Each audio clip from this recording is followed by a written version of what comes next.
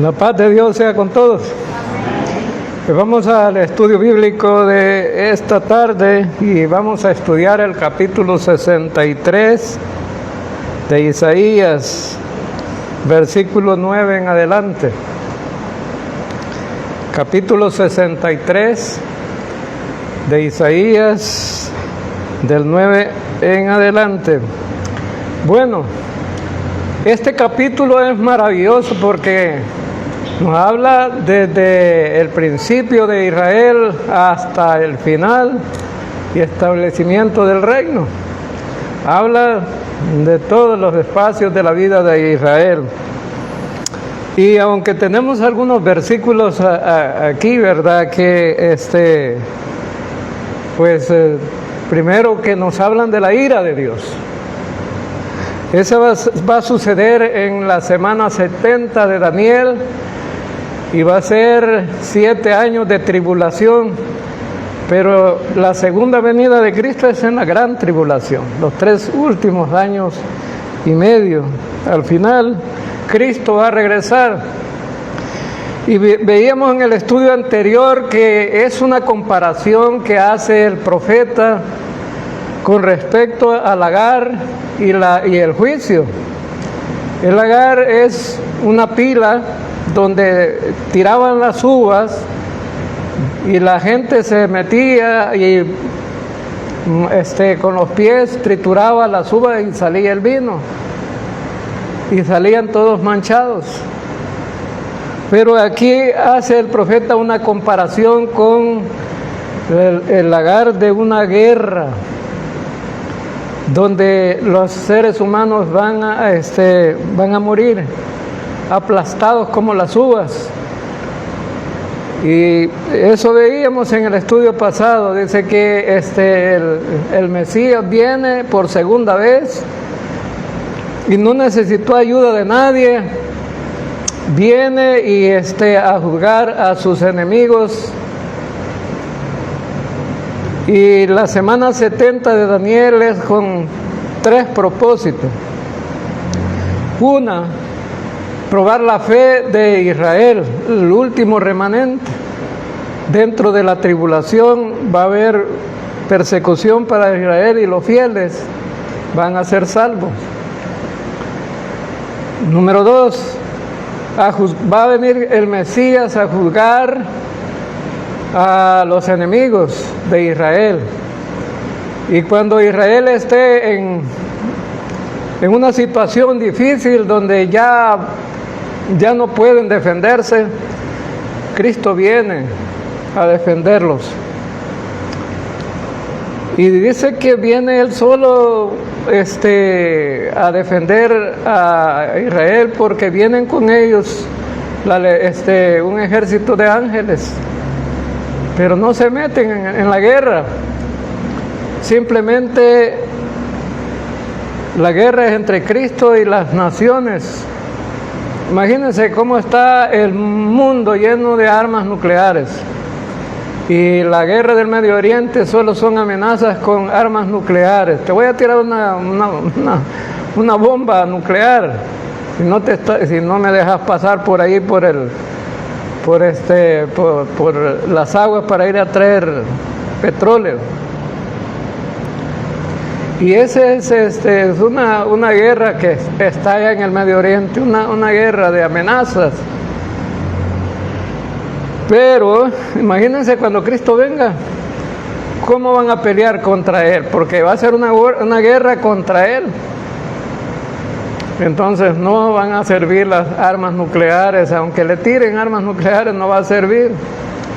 Porque dice en Apocalipsis capítulo 19 versículo 15, de su boca sale una espada aguda para herir con ella las naciones, y Él la regirá con vara de hierro, y Él pisa el lagar del vino del furor de la ira de Dios Todopoderoso.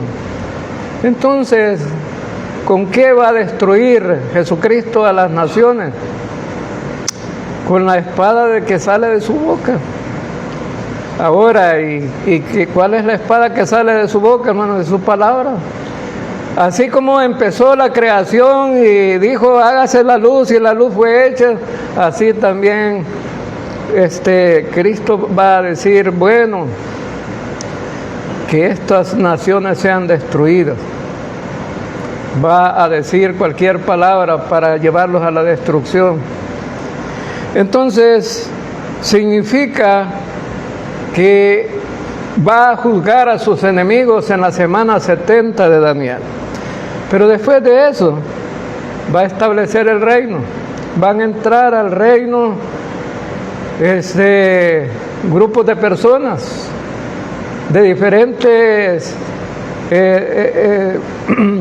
etapas de la vida en el mundo. Por ejemplo, los santos del Antiguo Testamento van a resucitar antes de entrar al reino. También va a entrar los salvos de la tribulación, tanto de las naciones como de Israel, van a entrar al reino milenial. Y también la iglesia va a estar ahí. La iglesia va a estar ahí. Entonces significa que esos tres eventos se esperan que van a suceder. La iglesia no va a estar en la tribulación, lo veíamos en el estudio pasado, ¿no? Porque va a ser raptada antes de la tribulación. Y entonces, primeros 6 versículos del capítulo 63 veíamos pues Dios juzgando al mundo, ¿no? Y juzgando a esas naciones, juzgando a los enemigos de Israel. Se llama el lagar, ¿verdad? Y también se le llama el día de la ira de Dios. Ahora veamos el versículo 9. Primero vamos a ver el versículo 8, que allí terminamos. Porque Él me dijo, ciertamente mi pueblo son hijos que no mienten, y fue su Salvador. Ahora está hablando de Israel ahí. Los hijos de mi pueblo, está hablando de un pequeño remanente que se va a salvar al final de los tiempos. Y en el versículo 8 claramente dice que son creyentes verdaderos porque no mienten. Y el Señor es su Salvador. Ahora, entonces, este remanente es el que está listo para entrar al reino milenial. Pero entonces, este pequeño remanente pues ha pasado una prueba ya en la tribulación. Esa prueba fue precisamente la gran persecución por parte del anticristo. Y los enemigos de Israel los van a perseguir y van a ser acorralados en el desierto. Pero de ahí los va a salvar el Señor. El Señor va a venir y los va a salvar. Y vemos, ¿no?, que el capítulo 63 empezaba con el juicio contra Edom, porque los edomitas es lo contrario a Israel, y aunque son parientes, pero los edomitas son aliados del mundo y en contra de Israel. Ahora entonces, cuando el anticristo esté atacando a Israel, bueno, Cristo va a venir por segunda vez. En Apocalipsis 3:10 dice que la iglesia va a ser sacada de las pruebas del mundo. Dice, por cuanto has guardado la palabra de mi paciencia, yo también te guardaré de la hora de la prueba que ha de venir sobre el mundo entero, para probar a los que moran sobre la tierra. Entonces la iglesia no va a estar en la tribulación. Ahora veamos el versículo 9 de Isaías. y toda angustia de ellos. Él fue angustiado, y el ángel de su presencia los salvó en su amor y en su clemencia. Los redimió, los trajo y los levantó todos los días de la antigüedad. Y estos todos los días de la antigüedad, ¿de qué está hablando? Desde Egipto hasta la tribulación. Desde Egipto, cuando estaban como esclavos. Ahora vemos entonces que el Señor tiene empatía con su pueblo, aunque algunos dicen ya que Israel ya está desechado, que ahora es Israel espiritual, que es la iglesia. Hay una teología que se llama la teología del reemplazo, donde la iglesia, los que creen en esa teología, creen que la iglesia ahora es el Israel espiritual. Pero eso no es cierto. Pablo aclara en la carta a los romanos que Israel todavía sigue vigente y va a ser salvo. Ahora, pero vemos la empatía que tiene el Señor aquí. Dice que los israelitas fueron angustiados y Él también fue angustiado. De manera que la angustia de ellos era la angustia de Dios. Nos ama el Señor, hermanos, porque Dios tiene empatía con nosotros, nos ama. Y cualquier circunstancia, por difícil que sea en la vida de un creyente, Dios está ahí. Y tiene empatía, no como los seres humanos, ¿no? Vemos la necesidad en otros, nos hacemos los locos, ¿no? Y decimos, ay, que vea cómo resuelve. No, Dios no es así. Dios no es así. Aunque vamos a ver unos versículos un poco difíciles, ¿no? Pero tienen su lógica y tienen su explicación. Entonces, y dice que el ángel de su presencia lo salvó. ¿Y de qué ángel está hablando? Está hablando del ángel de Jehová. ¿Y quién es el ángel de Jehová? Es precisamente Jesucristo, preencarnado en el Antiguo Testamento. Aparecía siempre para salvar a su pueblo. Entonces, el ángel de Jehová iba protegiendo a Israel. Y lo vemos aparecer cuando entraron a la tierra prometida, iban a conquistarla. Antes de entrar a Jericó, el ángel de Jehová se aparece a ellos y les dice, la guerra no es de ustedes, la guerra es de Jehová. O sea, en otras palabras, les estaba diciendo, quien va a pelear es el Señor, no son ustedes. Por eso, hermanos, cuando intentamos librar la guerra nosotros, solo por nuestras propias fuerzas y propósitos personales, fracasamos. Porque nosotros ahora tenemos una relación personal con el Señor. Y si nosotros somos hijos de Dios, tenemos que tomar en cuenta todas nuestras decisiones a Él.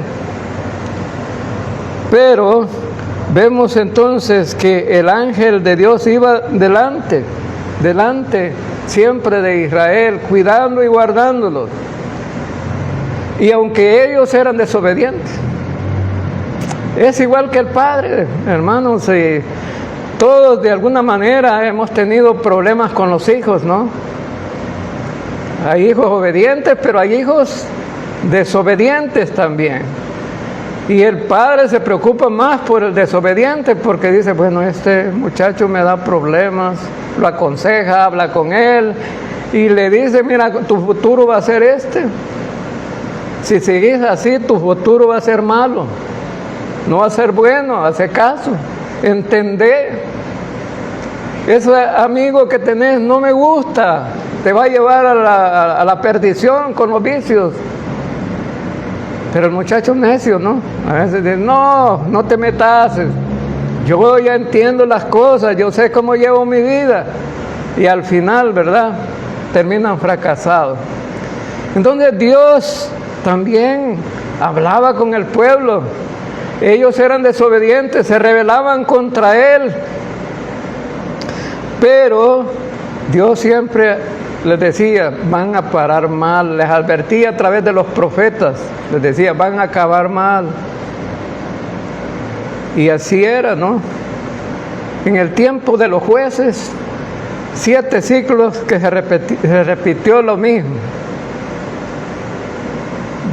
Dios los liberaba de sus enemigos, ellos estaban tranquilos mientras tenían al juez, y luego cuando el juez se moría se rebelaban contra Dios y se iban al mundo otra vez. Y luego Dios tenía que volver a llamar a otro juez y liberarlos. Esa era la vida del pueblo en el tiempo de los jueces. Entonces, pero Dios hablaba con ellos y les decía que les iba a ir mal. Entonces, hermanos, Dios siempre quiere guardarnos, cuidarnos, pero tenemos que ser obedientes. No hay más que hacer. Si eres obediente, Dios va a velar por ti. Pero como iglesia no podemos decir que somos mejores que Israel, porque somos desobedientes también. Entonces, fíjense bien que cuando Dios sacó de Egipto a Israel, el ángel de Jehová iba en una nube y en una llama de fuego, y les cuidaba la espalda. Cuando venían los enemigos por allá persiguiendo al pueblo de Israel, cambiaba de dirección para protegerlos. Entonces Él los guardaba. Allí en Éxodo 14:19 dice: y el ángel de Dios que iba delante del campamento de Israel se apartó y iba en pos de ellos.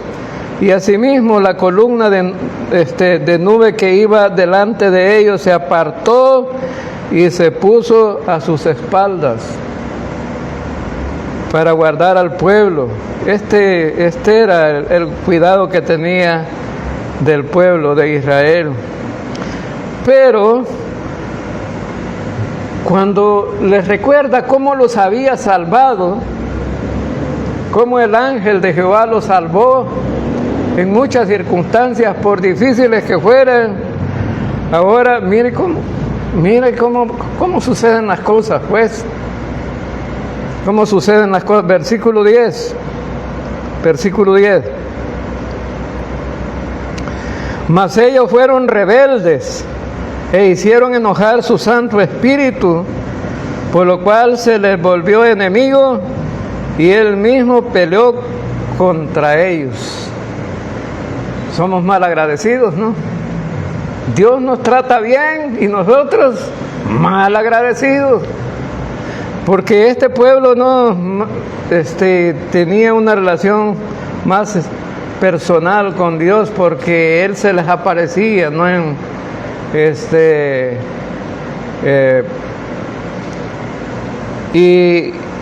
Y tenían revelaciones más cercanas a través de los profetas, les hablaba.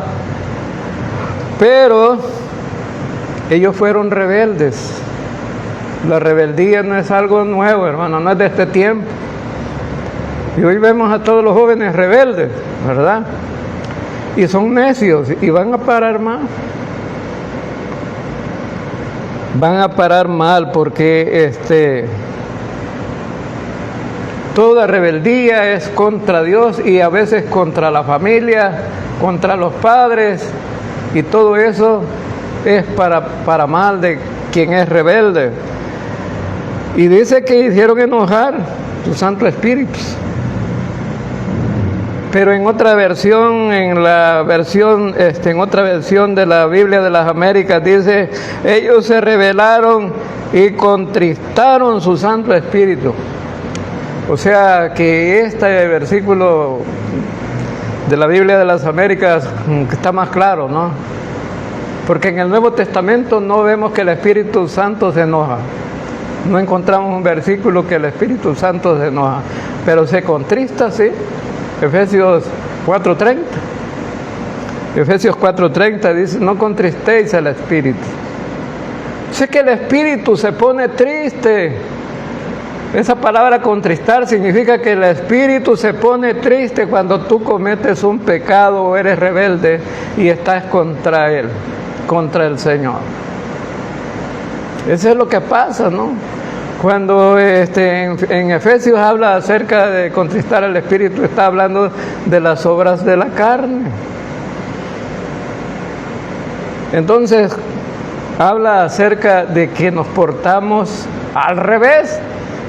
Dios quiere que tengamos fruto, el fruto del Espíritu, y nosotros obramos con las obras de la carne. Ahora, entonces, dice que se rebelaron y contristaron su Santo Espíritu, por el cual Él se convirtió en su enemigo y peleó contra ellos.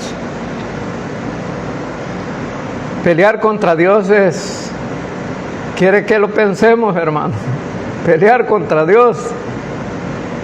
Y el Espíritu Santo es Dios, Jesucristo es Dios, Dios Padre es Dios. Ahora, y aparentemente, bueno, que así es, aparece aquí las tres personas. En varios versículos aparece actuando en favor o en contra de Israel. Ahora, si el espíritu es contristado, él peleó contra ellos. ¿Y cómo será el pleito que tiene el Espíritu Santo contra los rebeldes? ¿Cómo será? Bueno, si una persona se rebela contra Dios y contrista el Espíritu, Él lo disciplina.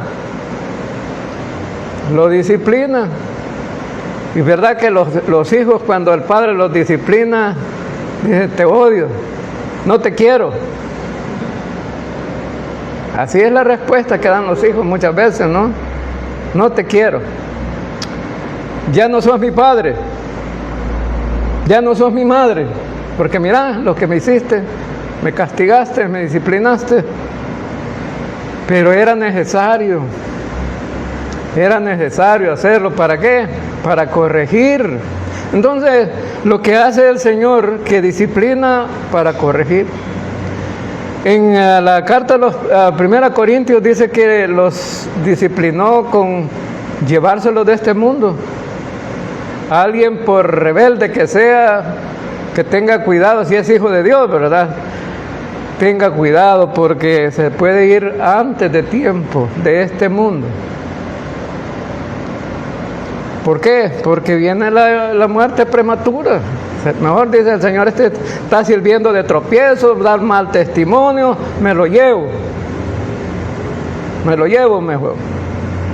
Y también algo otro dice que se han enfermado, se han debilitado.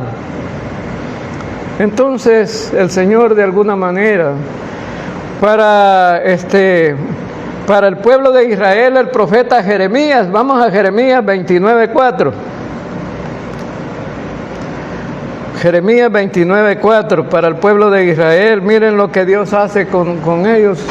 Dice: así habla Yahvé, Dios de Israel, a todos los judíos que han desterrado de Jerusalén a Babilonia, han sido exiliados.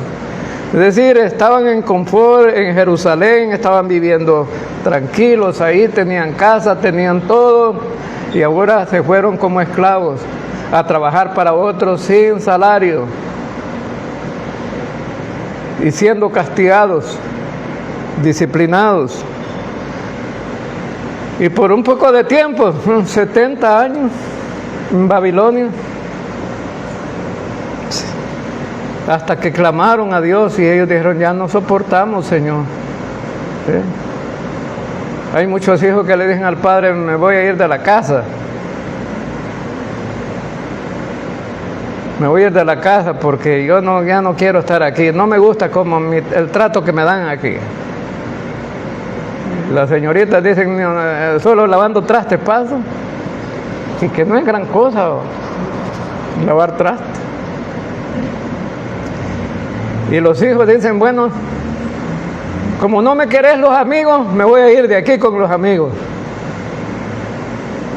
Y el padre dice, aquí está la maleta, váyase.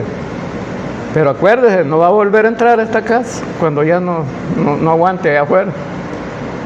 Entonces, es por pura rebeldía, muchas veces están tranquilos en sus casas, no tienen todo, y les agarra, ¿no?, de molestar.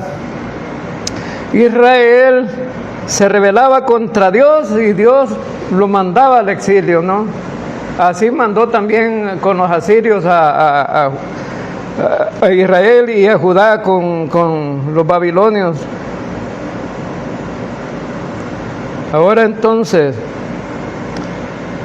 y cuando Dios los saca, los trae cuidados, guardados. Es más, Dios dice, los he traído como en alas de águila, los he venido cuidando en el desierto. Así los traje, dice el Señor. Pero cuando llegaron al desierto, ¿qué empezaron a decir ellos? Empezaron a murmurar, ¿no? Aquí no hay agua para tomar, tan amargas. ¿Para qué nos sacaste de allá? Renegando con Moisés, ¿no? ¿Por qué nos sacaste? Ya estamos aburridos del maná, queremos carne, igual como comíamos allá en Egipto. Entonces, murmuraban contra Dios. Bien, entonces, por esa rebeldía, gente que salió de Egipto, Dios dijo, estos no van a ir a la tierra prometida.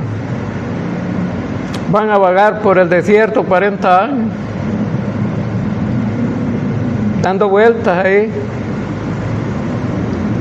Y eran insensatos porque miren, estando en el mismo lugar y la ropa y los zapatos y todo lo que tenían permanecía igual. ¿No creen ustedes que era suficiente para creer?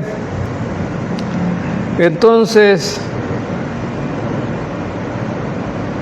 ellos contristaban al Espíritu Santo. Bien, vamos a ver versículo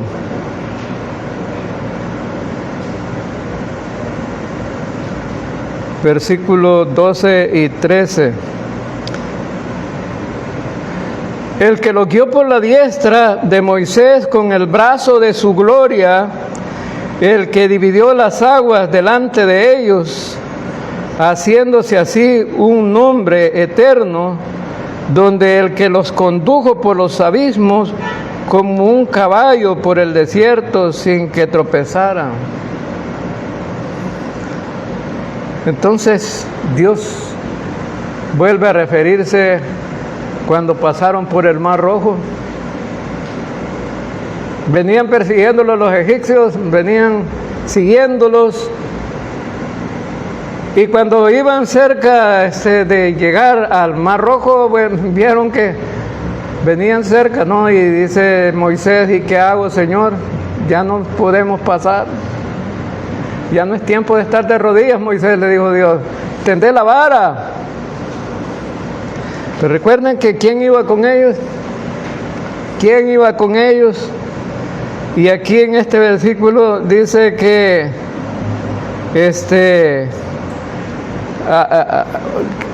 el brazo de su gloria, el que dividió las aguas delante de ellos. ¿Fue Moisés que dividió las aguas? No, fue Dios. Moisés solo levantó la vara, ¿verdad? Ahí te di esa vara para que lo ocupes. Y el poder estaba en Dios, no estaba en Moisés. No estaba en Moisés. Entonces, y dice, haciéndose un nombre eterno. O sea que eso les cobró fama, ¿no? Y lo llevó a tener tranquilidad al otro lado, cuando pasaron al otro lado. No, y tiene aquí una metáfora, dice, como el caballo por el desierto sin que tropezaran. Es decir, no habían obstáculos ya.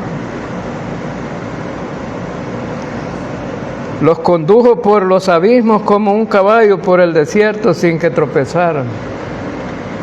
Los condujo, los metió por medio del mar y no había tropiezo, ahí los pasó al otro lado.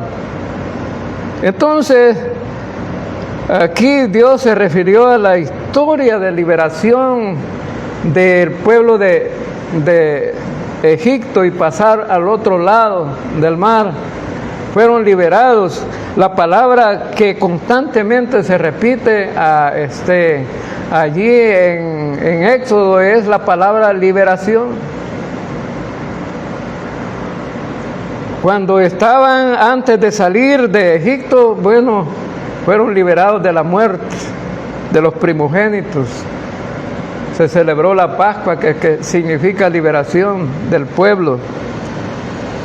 Y entonces ellos están recordando la historia de cómo pues Dios ha ayudado a ellos, ha estado con ellos. Entonces, veamos el versículo 14. ¿Dónde está el Dios que le dio descanso a su pueblo? Como cuando el ganado baja a pastar a la llanura. Isaías terminó diciendo: Dios nuestro, así guiaste a tu pueblo y te cubriste de gloria. Ahora se están preguntando, en medio del sufrimiento, en medio de la angustia, en medio de la tristeza, en medio de la necesidad, ellos se están preguntando: ¿dónde estás? ¿Dónde estás? A veces somos así, ¿no? Los seres humanos, cuando estamos tranquilos no pasa nada, ¿verdad? Cuando estamos afligidos estamos preguntando: ¿dónde está? Queremos ese Dios que nos sacó de las dificultades y nos mete a un tiempo tranquilo de paz, de armonía, como cuando el ganado baja a pastar a la llanura, ¿no? En las llanuras casi siempre hay zacate verde y hay en abundancia, ¿no? Y el ganado está tranquilo comiendo ahí. Por eso cuando hay herencia la gente se pelea: no, ahí mira el cerro, me dejaste ahí, solo piedras, ay, me hubieras dejado en el llano. Pero en las llanuras no abundaba el pasto. En el Salmo 23, ¿no? Dice David narrando acerca del descanso en el Señor, pues en un lugar de delicados pastos me hará descansar. Ahora entonces, eso ellos están añorando, ¿no? Diciendo, bueno, cuando Dios los hizo descansar, estar en descanso es lo mejor que puede suceder, hermanos. Después de un día de trabajo, todo el día, y está cansado, la columna duele, la cabeza duele, y bueno, los pies duelen, depende del trabajo que tengas. Ir y acostarse en una hamaca se siente a lo máximo, ¿no? Más si te estás comiendo una zarpora con una taza de café o con una Coca-Cola, ¿no? Bueno, no, la Coca-Cola hace daño, ¿no?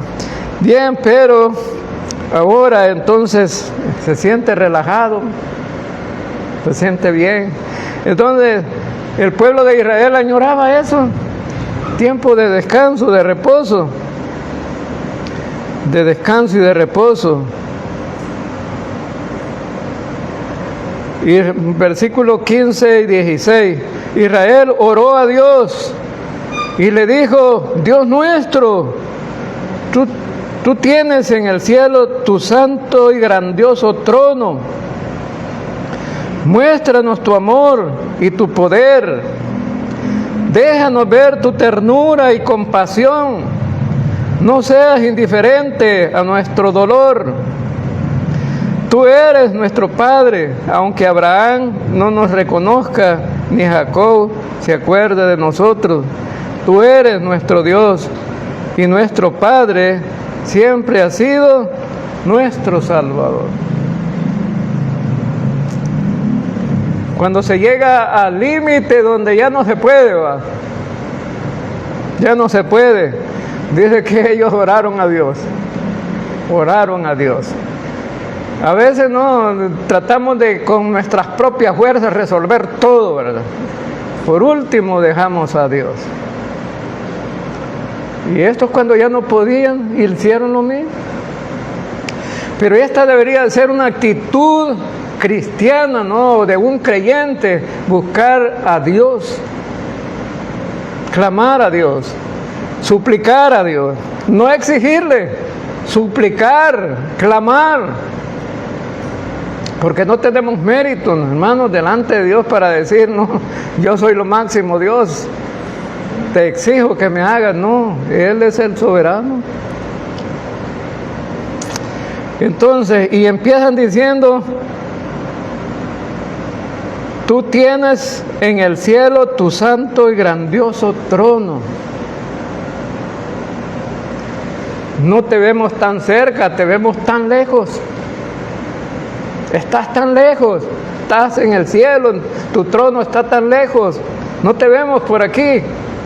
Porque el creyente o el cristiano, no, el hijo de Dios muchas veces es mal criado también, ¿no? Pensamos que Dios no está con nosotros. Y dicen, tu trono está en el cielo. Muéstranos tu amor, muéstranos tu amor. Muéstranos tu amor. Cuando el hijo se disciplina, ¿verdad? Y al final termina diciendo, pero me querés. Sí, te quiero, pero te tenía que disciplinar para corregirte. Y eso muchas veces es que no entienden, ¿no? La corrección es buena. Y dice que en los proverbios dice que el padre que no corrige a su hijo con vara no lo ama. Y Él dice, muéstranos tu amor y tu poder. Ustedes están pidiendo cosas que pueda Dios mostrarles a ellos. Muéstranos tu amor y tu poder.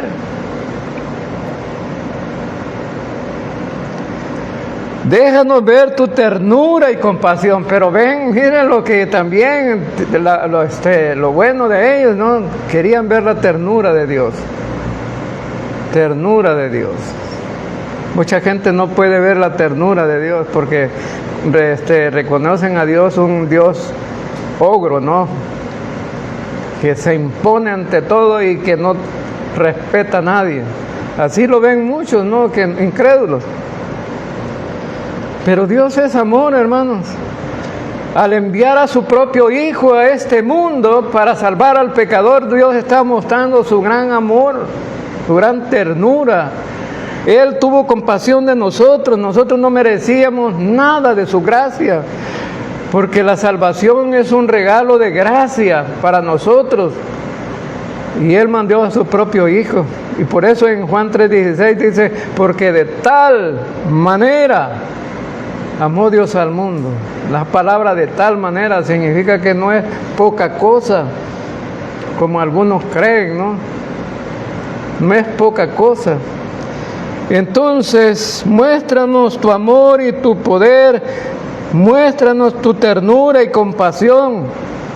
No seas indiferente a nuestros dolores. Te está diciendo, mira cómo estamos de desgraciados y no, nadie se apiada de nosotros. Y no te vemos por aquí, Señor. Pero Dios nunca los ha dejado, siempre ha estado. Miren, Israel, todas sus victorias, todas sus luchas y todo Dios, porque Dios ha estado ahí. Y también Dios no es indiferente con nosotros, con la iglesia. Siempre está ahí. Y Él dice, no te dejaré ni te desampararé, porque yo estaré siempre contigo. Entonces, pero ellos también dice, tú eres nuestro Padre, tú eres nuestro Padre. Entonces, ellos están diciéndole al Señor, nosotros reconocemos que tú eres nuestro Padre. Somos familia. Somos familia. Y ellos también sacan a la luz Abraham y Jacob, sus padres reconocidos para ellos, ¿no? Abraham por la descendencia, por la promesa de Dios para él que iba a tener una descendencia grande, ¿no? Y Jacob por las 12 tribus donde se establece cambio tremendo, hermano. Es decir, la soberbia ha caído y ha llegado la humildad a doblegarse delante del Dios soberano todopoderoso. Eres nuestro Dios y nuestro Padre, siempre ha sido nuestro Salvador. Reconocen que Él siempre los ha salvado. Entonces, hermanos, da tristeza cuando encontramos a gente que dice que ha sido creyente. Bueno, una vez encontré a un hombre y me dijo, mire, me dice, yo fui creyente. Bueno, es que uno no deja de ser creyente. No, me dice, yo estuve en una iglesia y era de los meros, me dice. Pues sí, ¿por qué no está en la iglesia si era de los meros? Debería estar en una iglesia. ¿Por qué anda aquí en la calle, en el mundo? Y andaba medio achoneado, ¿no? Se había tomado algunos tragos. No, me dice, es que tuve algunos problemitas y me salí de la iglesia y ahora ya no soy nada. No era creyente. Porque cometió su problema y dice, bueno, una persona que es creyente no deja de ser creyente, ¿no? Aunque cometa un pecado. Lo que tiene es que reconciliarse con el Señor, ¿no? Entonces, tú eres nuestro Padre, siempre has sido nuestro Padre. Entonces, ellos están esperando ver de Dios ese Dios que ellos reconocieron en un tiempo. Y a veces eso es lo que pasa en la vida de los creyentes, ¿no? Dejamos de reconocer a Dios en nuestras vidas.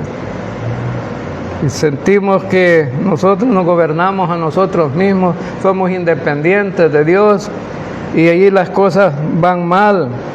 Versículo 17. ¿Por qué, oh Señor, nos haces desviar de tus caminos y endureces nuestro corazón a tu temor? Vuélvete por amor de tus siervos, las tribus de tu heredad. ¿A quién le están echando la culpa de que ellos se han descarriado? ¿A Dios? No les digo que a veces somos cosas serias, ¿no? A Dios le estamos echando la culpa aquí, según este pasaje. Bueno, Israel le está, pero muchas veces pasa con los creyentes también. Entonces, dice, nos hace desviar de tus caminos y endurece nuestro corazón y tu temor. Hermanos, Dios hace desviar de los caminos a la gente de lo bueno. No es cierto, ¿no? Pero Dios ve la necedad del hombre y permite. Dios no impulsa a nadie para que haga lo malo, ¿sí? Pero como en Romanos leemos en el capítulo 1, versículo 21 al 25, dice, pues habiendo conocido a Dios, no le glorificaron como a Dios. Es una rebeldía en contra de Dios. Ni le dieron gracias, sino que se envanecieron en sus razonamientos. Cuando Dios ve que son necios, la gente es necia. Y su necio corazón fue entenebrecido, es decir, lejos de brillar la luz en su mente, se volvió tinieblas, ¿no? Como un hombre que me dijo una vez a mí, yo soy Dios, me dije, y puedo darte lo que yo quiera, pero yo no creo en tu Dios, ¿no? Yo no creo en tu Dios. No reconozco ese Dios en mi vida. Entonces, ¿y cómo me puede dar todo lo que necesito? Yo, si quiero, te puedo dejar aplazado la materia. Estaba estudiando en la universidad. Ahí en la universidad se encuentra con alguna gente medio soviética uno, ¿no? Te puedo aplazar la materia si quiero, o si quiero te puedo dar mejor nota. No, le dijo, no la necesito porque yo reconozco que estudio para salir bien. Y es cierto que lo puede hacer, le digo, pero no es correcto. Sería un Dios malo si le dice que usted es Dios. Ahora, pero la gente se vuelve en sus razonamientos, ¿no? Y su necio corazón fue entenebrecido, dice la Escritura, ¿no? Y dice el versículo 22, profesando ser sabios, se hicieron necios y cambiaron la gloria de Dios incorruptible en semejanza de imagen de hombre corruptible, de aves, de cuadrúpedos y de reptiles, por lo cual también Dios los entregó a la inmundicia. Aquí dice que Dios los entregó a la inmundicia. ¿De qué manera? Dios les dijo, sean inmundos. No, los dejó que en sus propios razonamientos hicieran lo que quisieran.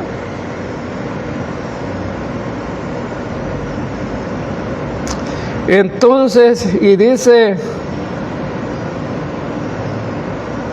de modo que deshonraron entre sí sus propios cuerpos, ya que cambiaron la verdad de Dios por la mentira, honrando y dando culto a las criaturas antes que al Creador, el cual es bendito por los siglos de los siglos. Amén. Entonces, cuando Dios ve que hay gente de este tipo, ¿no?, que le lleva la contraria, que se rebelan contra Él, que no quieren reconocer que es Dios bueno, Dios dice que sigan como quieran, pues. El pueblo de Israel ha sido un pueblo rebelde. Y Dios dice, bueno, los vamos a dejar hasta que, a ver hasta cuándo aguantan. Versículo 19 dice, hemos venido a ser como aquellos sobre los que nunca gobernaste, sobre los cuales nunca fue invocado tu nombre. Ellos habían perdido ya la identidad. Recuerden que exiliados en Babilonia, estos capítulos precisamente fueron escritos en ese tiempo, ¿no? Exiliados en Babilonia, allí perdieron su identidad. Estaban en un pueblo donde tenían otros dioses. Y saben que los negocios de algunos judíos era vender ídolos. Vender ídolos. Y dejaron de adorar al Dios verdadero, porque el que anda entre la miel, algo se le pega, ¿no? Y como ellos estaban en un país extraño donde tenían otros dioses, la práctica de la vida religiosa era diferente y todo, se les fue pegando, de modo que muchos, cuando tuvieron la libertad de irse para Jerusalén, no se fueron, ahí estaban bien, tenían buenos negocios, estaban bien. Y en el tiempo de Esdras, Nehemías y cuando les dieron libertad que se fueran para Jerusalén, muchos siguieron con sus costumbres, y cuando llegan a Jerusalén, Esdras dice, vamos a restaurar al pueblo. No solamente vamos a restaurar los muros o el templo, vamos a restaurar al pueblo. ¿Y cómo era restaurar al pueblo, no? Sacarles toda la basura que traían de Babilonia, la basura religiosa que traían de allá. Tenían que aprender a adorar al Dios verdadero. Habían perdido su identidad, también el reconocimiento de su pecado, Entonces, hermanos, todas estas cosas, ellos lo lleva a decir, hemos venido a ser como aquellos sobre los que nunca gobernaste. O sea, no quieren decir que dejaron de ser hijos de Dios, sino más bien que llegaron a ser como aquellos que no son hijos de Dios. Aquellos que nunca han invocado el nombre de Dios. Muchas veces puede llegar a ser el creyente de esa manera cuando se pierde la identidad de quién es. Hermanos, si somos hijos de Dios, debemos de decir que somos hijos de Dios donde quiera que andemos. Eso te da identidad. Yo siempre que iba a trabajar a la escuela les decía, yo soy pastor. Decía, porque de esa manera estaba avisándoles que no me iban a tratar como la gente del mundo, ¿no? O yo no iba a tratar como la gente del mundo a los demás. Entonces, hermanos, hemos visto aquí en este capítulo cosas maravillosas, ¿no? Muy buenas acerca de Israel, y hemos visto desde la vida de Israel, su rebeldía y también su identidad con Dios. Al final, en la tribulación van a reconocer ese remanente, quién es el verdadero Dios de ellos y el verdadero Mesías de ellos para establecer el reino. A Dios sea la gloria. Vamos a orar. Dios